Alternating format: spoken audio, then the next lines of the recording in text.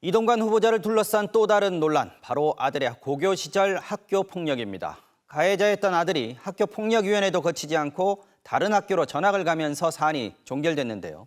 지난달 이 특보가 이례적으로 입장문을 냈는데 사실관계가 달라서 오히려 논란은 커졌습니다. 추가 해명이 필요한 쟁점 사안들 송재원 기자가 짚어봤습니다. 2011년 하나고에서 벌어졌던 학교 폭력. 이유 없이 일주일에 2, 3회 꼴로 때렸다. 책상에 300번 머리를 부딪히게 했다. 가해자는 동급생인 이동관 후보의 아들이었습니다. 이 후보자는 논란을 의식한 듯 지난달 8일 입장문을 미리 내놨습니다. 1학년 1학기 때 이미 당사자 간에 사과와 화해가 이뤄졌던 사안이라고 주장했습니다. 하지만 학생들이 피해를 호소하며 진술서를 쓴 시기는 이듬해인 2012년 2학년이 된 뒤였습니다. 게다가 한 피해 학생은 진술서에 가해자가 올해에도 팔뚝과 허벅지를 주먹으로 때렸다고 명확히 적었습니다.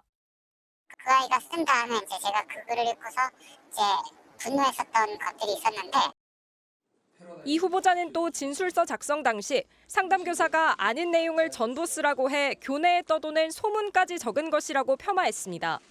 이에 대해 당시 하나고 교사는 MBC 취재진에게 학폭당한 것을 쓰라고 했지 아는 내용을 다 쓰라고 한 적이 결코 없다며 황당해했습니다. 또 이 후보자는 입장문에서 아들이 다른 학교로 결국 전학을 간 건 선도위원회 결정에 따른 것이라고 밝혔습니다. 하지만 하나고는 곧바로 선도위원회가 열린 사실이 없다고 반박 자료를 냈습니다. 2015년 서울시의회와 시교육청이 문제 삼은 부분 역시 당시 왜 학교폭력위원회도 열지 않은 채 전학시켰냐는 점입니다. 이 후보자는 또 기자 시절부터 알고 지낸 김승유 당시 하나고재단 이사장에게 직접 전화를 걸었습니다. 다만 잘 봐달라는 게 아니라 사실관계를 파악하려는 의도였다고 해명했습니다.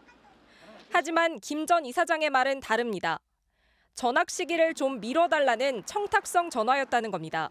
학기 말까지만 이따가 좀 해줬으면 좋겠다. 그러길래 내가 그걸 알아볼게. 그리고 교장한테 뭐 그런 일이 있었느냐.